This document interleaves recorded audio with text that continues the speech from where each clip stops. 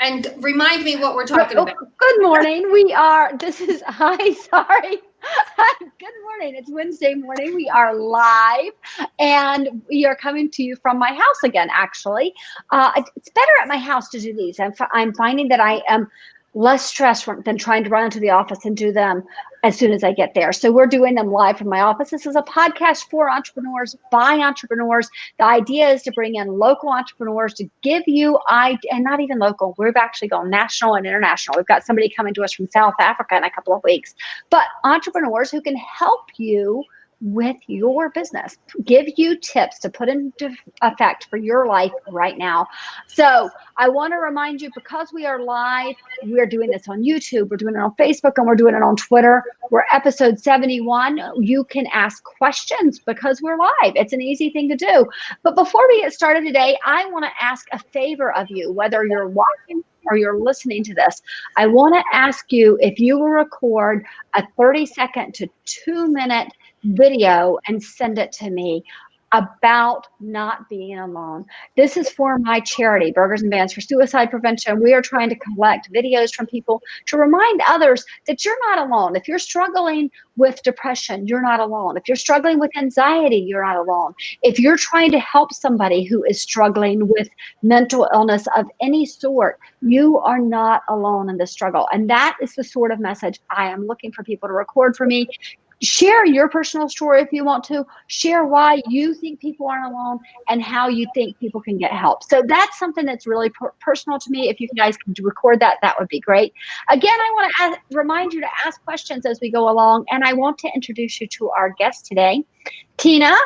I have Tina McDermott. She is coming to us from her in-home studio. She is a personal trainer and just an all-around movement guru. So hi, Tina. Thank you for coming. Hi, good morning. You're welcome. Thank you for having me here today, Anne. I appreciate it.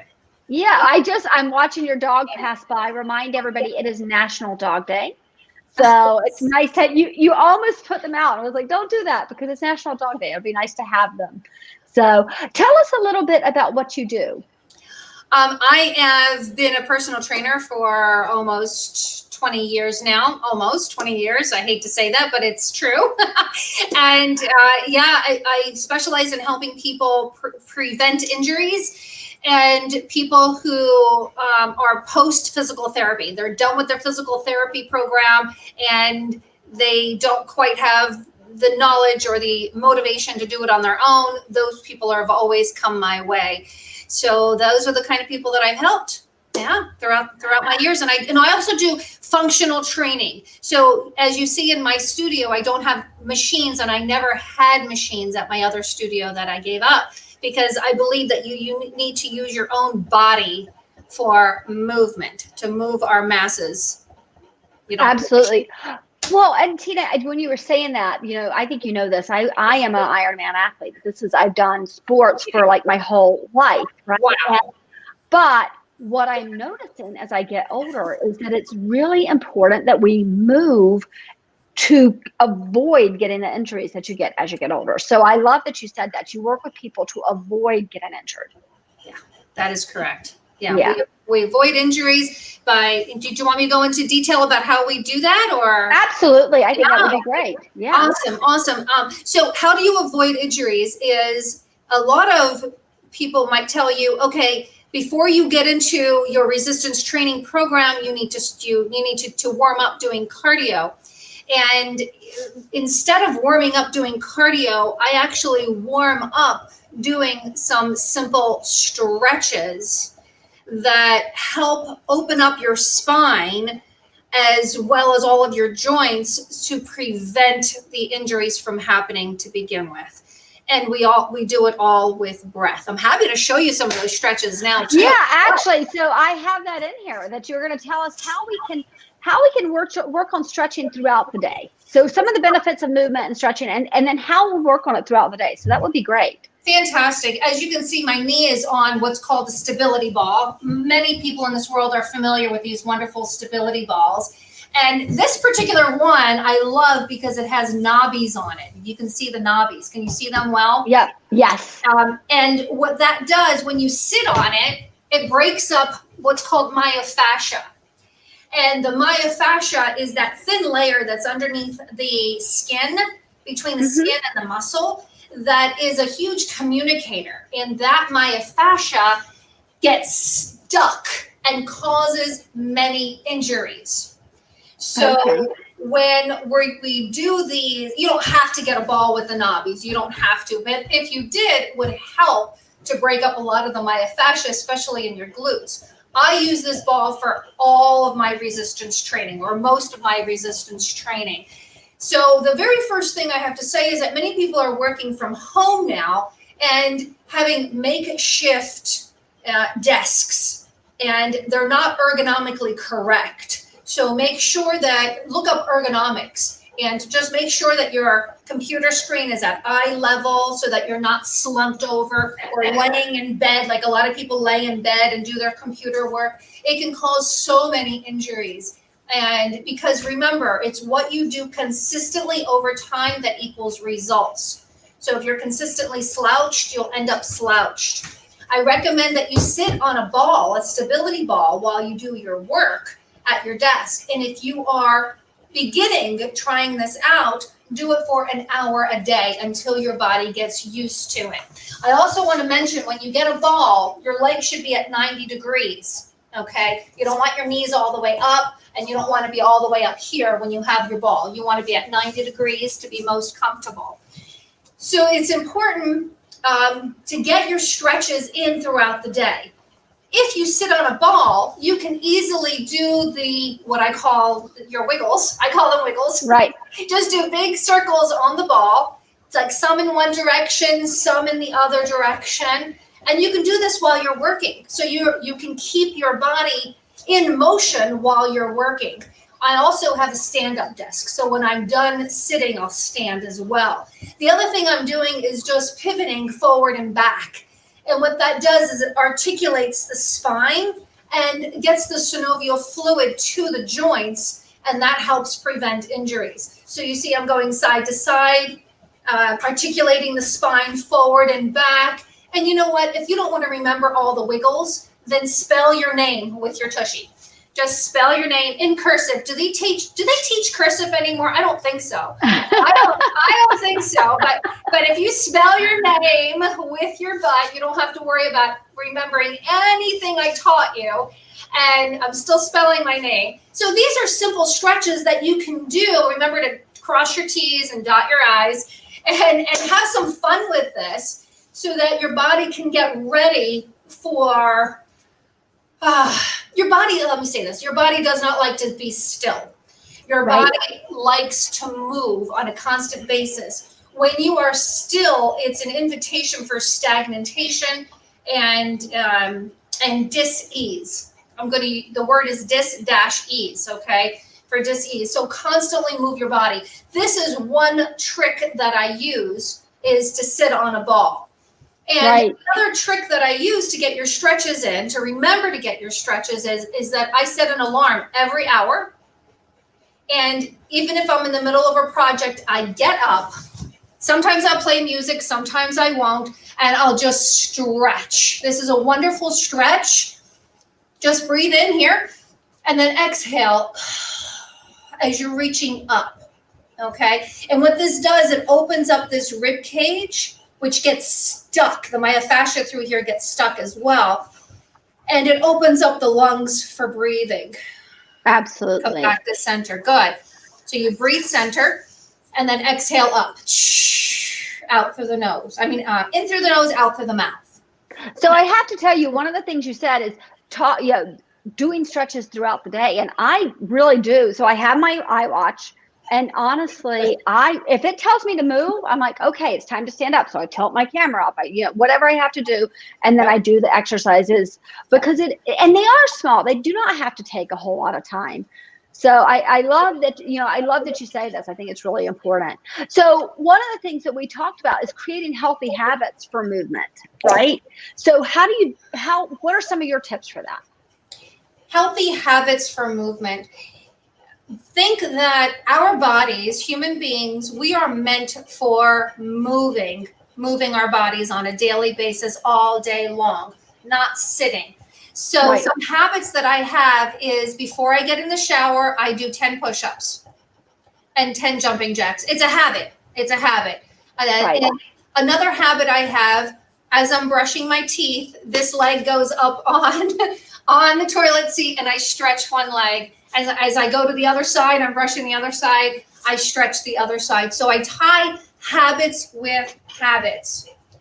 Who here has to unload a dishwasher every day? I'm sure there's people Oh, who yeah. have to unload a dishwasher. So you're bending over like so, picking up and putting away. A habit that I've developed now is I will squat down, get the dish and put it away. Squat down, get the other dish and put it away. So I That's get my awesome. squats in as I'm putting my dishes away, right? These are like micro habits. I love that. They're really Micro- little habits. Micro habits, exactly. And the other thing I do as you're washing dishes, I don't sit still as I'm washing dishes. I'm washing dishes, but I'm moving.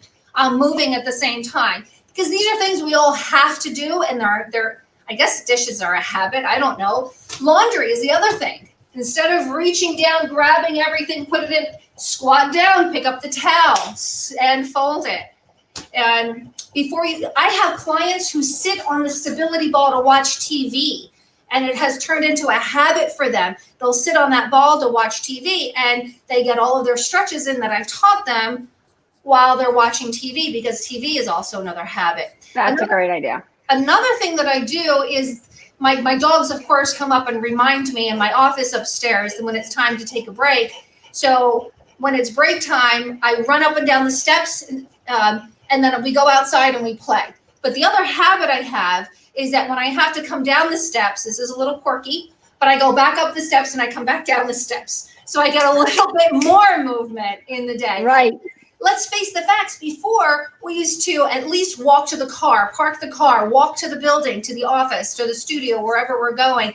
And we had more movement in our days. And now that we're home, it's challenging to remember to get that movement. The watches help, the dogs help. And just, and the other thing I do is at the top of the steps, I keep these gliders. I have ones that are good for carpet. And you can also use paper plates. If you don't have these gliders, you can use paper plates just as easy. Let me show you. So the other thing I do, if I'm not going to go up and down the steps twice, I'll leave these at the top of the steps, and I'll do some fun lunges at the top of the steps, at least 10 or 20 of them, and then come downstairs. That's great. Yeah, so there's toys. I call them toys. I plant them around my house so you can't walk by them without doing some kind of exercise. So one of the things that I started, because when COVID started, I realized right away, I'm like, oh my gosh, all these Zoom calls. I had always been a person that when you call me, everybody knows I'm walking, and sometimes that's walking around the house. But when COVID started, I was like, you know what? I have to get out. So between Zoom calls, I don't have any call that goes over 45 minutes. And when the 45 minutes is over, I have 15 minutes. I can go outside and walk. And I do. I just walk. Everybody in my neighborhood knows I'm doing it. Or there are certain people. Anastasia, if Anastasia calls me, I'm going to take her on a walk with me. I'm going to talk to her and I'm going to walk at the same time. I have a client, Jeff, who just likes to call and talk, and he knows the same thing. I'm going to walk. So it's something that you really can put into your life on a regular basis, this movement. Yes, absolutely. And I'll do the same things. If I have 15 minutes before clients, I'll either walk around the block or I'll go out in my garden and do some gardening, which is very amazing for brain health. Absolutely. Yeah.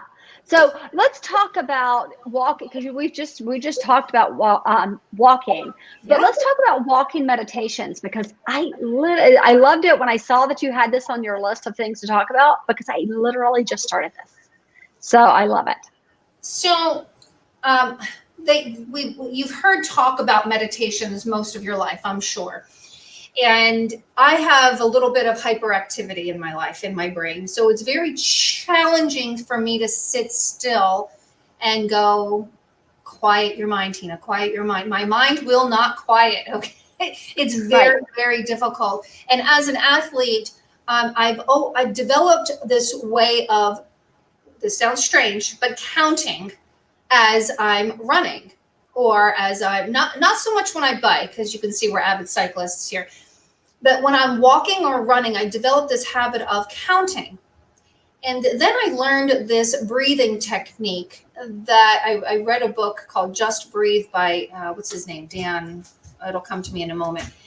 And, and I went to one of his conferences and they were teaching us this wonderful breathing technique. And I read his book. And what I've learned is that I use my counting with my breaths. And my mind is so busy with the breathing and the numbers that it quiets my mind down so much that I have nothing to think about but numbers.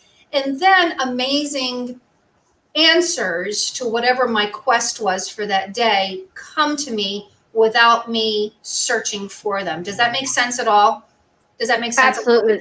Absolutely makes sense. Okay. So actually, one of the things that because I think that's what people don't understand about meditation is it isn't necessarily not thinking about anything.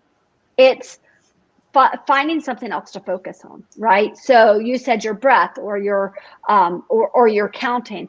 For me, I have been going, okay, so what are my toes doing in my shoes? All right. What are my feet doing? What are my ankles doing? And I work my way up. So all I'm thinking about is my body, right? I'm not thinking about everything else. And I do find I come home and instead of being all harried and going, okay, and what's next? And what's next? What's next? I'm like, oh, I'm good. I'm good. I feel calm. I love that. Annie, I love that. You think about your body as wow, that is amazing. So getting back to my breathing and my counting, I'll tell you how I do it. I'll start off with counting. For each step is a breath in and each step is a breath out. So I'll count 1, 2, 3, 4, and then out for 1, 2, 3, 4, and then 1, 2, 3, 4, 5, and then out for 1, 2, 3, 4, 5. So you combine the breathing with each step so that, and you can stay on 4s, you can stay on 5s, you can test yourself all the way up to 10s, play around with the numbers, have fun with it. That's the biggest piece is have fun with the numbers. And you will find that you're expanding your lungs, especially when you're challenging yourself to breathe 10 steps in, right? Right. 10 steps out. It literally opens up your lung cavity, your torso, your rib cage. It all opens up when you're doing these deeper exercising breathing patterns. And breathe to what is comfortable for you, Annie. Don't breathe to whatever you think you need to be doing. Because if you're going up a hill and you're counting to 10 in breaths, it's too much. So right. And I love and the other thing that I do when I'm on the bicycle, I know we were talking about walking, but when I'm on the bicycle and I'm looking up the road, I contemplate nature. So I see a tree up the road and I'm up a hill and I will talk to the tree. I know it sounds crazy, but I'll think about how long has that tree been here? What has that tree seen throughout its life? And I'll just think about the tree and all the critters that are living in the tree. And before I know it, I'm at the top of the hill. Absolutely. Absolutely. Yeah. Well, and you can apply this to everything. So it occurs to me that I did not count it as meditation, but when I used to swim very long distances, one of the things I worked on is what happens if I can't breathe? What happens if I get, crowded in with people and I can't get a breath, right? So how many strokes can I take before I have to take a breath? So I would practice exactly what you're saying. Yeah. I do it on 4 strokes. I do it on 6 strokes. I do it on 8 strokes. So when am I going to be able to breathe and how long can I go? And that's, if you're thinking about that, even when you're swimming, when you're thinking, oh my God, this is really hard, you're also not able to think about anything else, which is why, actually, we'll go back to mental health, which is why coping skills work, right? So if we talk about mental health, meditation, similar, the idea behind it is similar. If you are coloring, if you are knitting, if you are walking, well, walking doesn't count. I think walking, you can think all over the place. But if you can find a coping skill that makes you have to think about it as opposed to the things that are bothering you in your head, your life becomes a lot more simple. I agree. Art is where it's at to calm your brain down. And I'm going to disagree with you. I think that you can hone in your brain walking and doing that walking meditation. You can hone it in. Oh no, I totally think you can, Oh, but I also think that my problem was, so running used to be my escape. But when we were going through our worst times, I would run, and I can't, because I'd run for so long, I could just let go of worrying about my feet and worrying about everything else. And I would start thinking about all the crap that was happening in our lives, right? So it is easy when I'm running or I'm walking to let myself get worked up into my thoughts. Whereas doing the walking meditation, I absolutely believe in. I think you can let go of all the other stuff. Yeah, let go of it, and when thoughts come into your mind that you don't welcome, just say, I'm busy right now, I'm counting. Or right. I'm looking at this bird or this squirrel, or I'm busy right now, I'll talk to you later, and then go back. Absolutely. So, Well, and Cindy Macca was on Monday. She talked about her favorite app. She said Calm is her favorite app. And it is, once you start doing these things, there are things that become habit. You talked about habits earlier, habits in your head. So on that app, one of the things they say often is, that's okay. Your mind has probably wandered. Come back to your breath. So think about your breath. So now, once you make that a habit, when you find yourself going off and thinking about the 10 billion things you have to do, you go, wait, come back to my breath. And you can do that. And remember, breathe in through the nose and out through the mouth. And that is very important, Annie, because breathing in through the nose, it filters out particles in the air, and it also warms the breath. It warms the breath so that you don't get a dry throat. So it's really important also for your body, for your lungs, to have a warmer breath. Okay. Breathe into the nose, out through the mouth. You don't have to make the chew sound, but I do that to emphasize on that. Yeah. So, all right. So we talked about walking, and people go, oh, well, I have a treadmill in my basement. But truth is, I know, and when it's raining, when it's snowing, when there's ice out, I get it. Go down and do it in your basement. And the truth is, if you can't do it anywhere, fine, do it on the treadmill. But there is something to be said for sunshine. So let's talk about that. Oh my goodness gracious. There is nothing in this world that can substitute the healing qualities of sunshine. There is nothing in the world. Even in the winter, I know I don't exercise as much outdoors because it's icy. You can't, I walk, but I can't bicycle. So I end up bicycling in here, but I still go out and I make sure I expose my face. I expose a little bit of my arms to sunshine. And because sunshine, it gives you vitamin D. I think we've all heard about that, but you cannot absorb the vitamin D if you have clothes on or if you have sunblock on. Now, there are people who are sensitive to the sun, so my suggestion is go out for 5 minutes a day. Go out for 6, and then 7, and then 8 without the sunblock. Now, if you're going to be on an all-day adventure, by all means, please put some sunblock on. Or I have this UV shirt that I wear when I go surf. Well, not surf. I don't surfboard. I boogie board.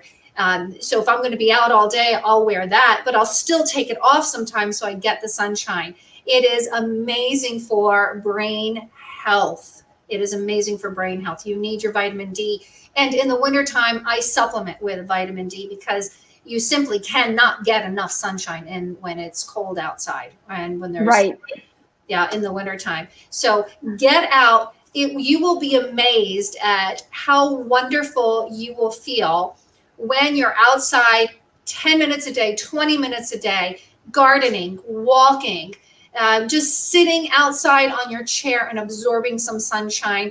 It will change your brain waves, and it'll help you tremendously.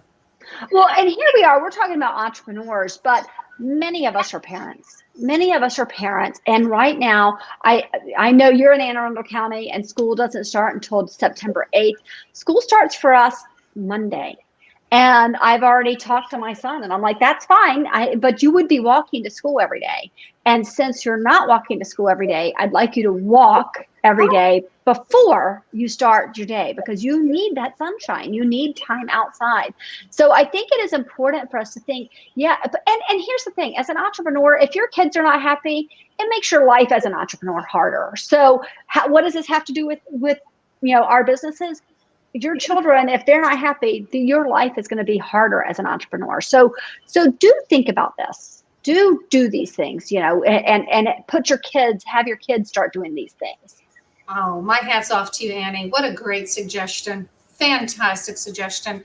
Every day growing up, I would walk to school, and I didn't think about that. The kids don't get that walk now. So good for you for requesting your son to go out and walk before school every day.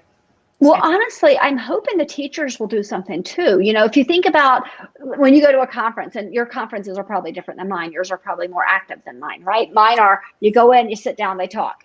But even so, in between each thing, you are either walking to another conference room, or they're having you stand up and do some movement exercises because they want you to be awake, right? So I'm hoping the teachers will work that in as well. But as an entrepreneur, sitting at your desk, driving your car, if you're in the service industry and you're always driving, stop. At some point, get out, do some lunges, do some squats, walk around a little bit, but keep that movement. It's so important for your mental health. I really and I know that's my kick, right? Mental health is great for your physical health. It's also really, really good for your mental health. And we need anything and everything that we can do these days for mental health. And I'm saying that as a very, very mentally healthy person, although I hadn't been in my past, because I had Lyme disease that affected my brain, and I was very depressed many years ago.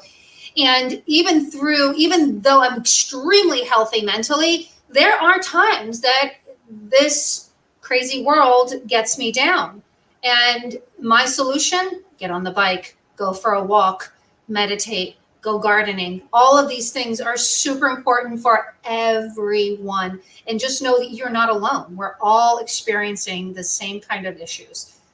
So. Absolutely. Absolutely. And if you find something, I want to say this too, and I'm sure you can speak to this, but I was a runner for years, and people would say, well, I can't run. And I'm like, that's fine. Find something that works for you. I happen to love running, right?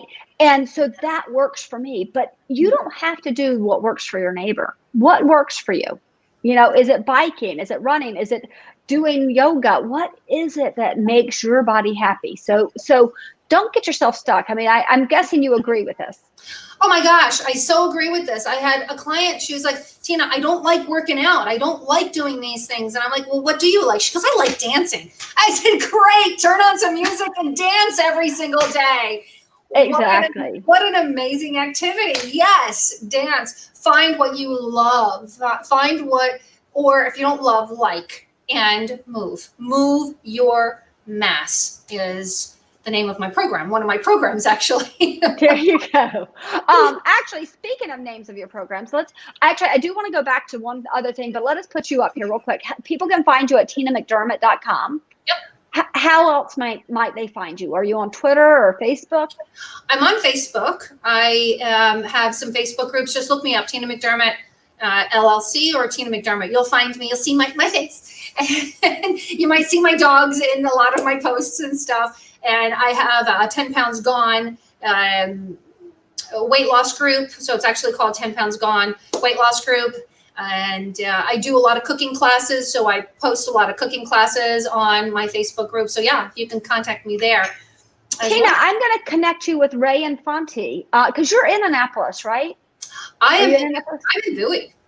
Oh, you're in Bowie. Okay, I'm still going to connect you with Ray Infanti because I think he's actually doing some cooking classes on his YouTube channel. So maybe you guys could coordinate and do some cooking classes together. That'd be fun.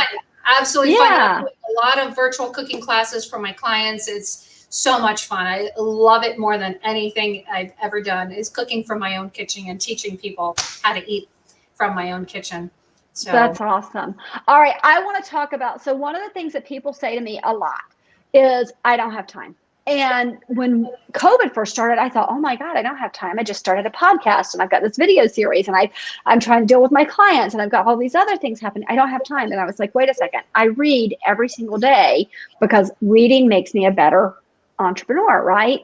So I got audible.com. And the reason I'm mentioning this is not to plug Audible. They should sponsor the show, but it's not to plug Audible. It's to say, what else can you do that will almost be combining your workout and something else so that you do have time. So can it be phone calls? What other suggestions might you have for that? Phone calls with catching up with a girlfriend, meetings, go for a walk and take your meetings while you're walking. And if you need to take notes on your phone if you have to take notes, or bring a notepad in your pocket. And Audible is fantastic, and I am always reading, or excuse me, listening to books. And I have a friend who calls me up, and we share which books we're reading, and it's amazing because you don't know all of them, and then when somebody recommends one highly, you want to listen to it. And absolutely, so Audible is amazing. I love Audible. So I have a secret. I do listen to a lot of books that are business related, right? And actually, I do a lot of biographies, especially business. People who are really successful. Jeff Bezos is what I'm reading right now, because I feel like their lives tell me something. I always feel like you can learn so much more from a person and how they live their lives. So I do that, but I also like fiction, and so I've made a rule about my fiction books because I want to make sure I work out. So I can only listen to my fiction books when I'm walking. Oh. So if it's really good, I might be out there a really, really long time. And what a great suggestion. I am going to take you up on that one, because the entrepreneur books, you're working all the time. So the fiction book, you're into it. It's like you're into the story, and you got to keep going until at least the chapter is done. Right? Absolutely. Right. And since I can't listen to it in the car, and I can't listen to it when I'm in the house, because I'm not doing it. If I'm not outside walking, I'm not listening to it. It's very, very helpful. So we do have 2 comments. You've inspired Whitney. She says she's going to get Aaron her stability ball now to be her work chair. So that's really good. And then I'm not sure if you inspired Lee or not. She wants to know, does lifting my 5 o'clock drink count? Yeah, if it's a big jug of water, yes. Exactly. She cracks me up. All right, let me get rid of her comment, and let's go back. Can I do this? Here you go. So they can find you at tinamcdermott.com. I want to remind people what's coming up next. Monday, we have Nathan Greenberg. He's going to talk about something I'm really interested in, because honestly, I'm not sure what he means, but he says there are only 2 kinds of days. And I'm really interested in what that means to him. I know he's in marketing. I think it's going to be interesting. And he's going to tell us basically about his journey into his latest business. I want to remind you to subscribe. This is an easy one, guys. If you are listening to this on iTunes, wherever you're listening to it, you can subscribe, and that helps us out. I also want to remind you at the bottom of the screen, if you're watching, as you can see, that you can subscribe on YouTube/Brennan Annie, and we would appreciate that, because if we have 1,000 subscribers, we can be monetized. We're actually getting tons of minutes. I got a big notice this morning that said we had thousands of minutes last month watched on YouTube. So that was a pretty big deal for us. And I want to remind you that we are a digital marketing agency. If you need help with your digital marketing in any way, we're here to help. That's at ASMMdigital.com. You can schedule an appointment with me, and I can help you out personally, or I can connect you with Whitney or Jordan or Anastasia or Ethan, or I'm missing somebody, but I can connect you with somebody in our office who can help you in particular. So Tina, this has been awesome. Thank you so much for coming on. Annie, thank you very, very much for having me today. It's been an honor. I really appreciate you. Thank you. Awesome. All right, guys.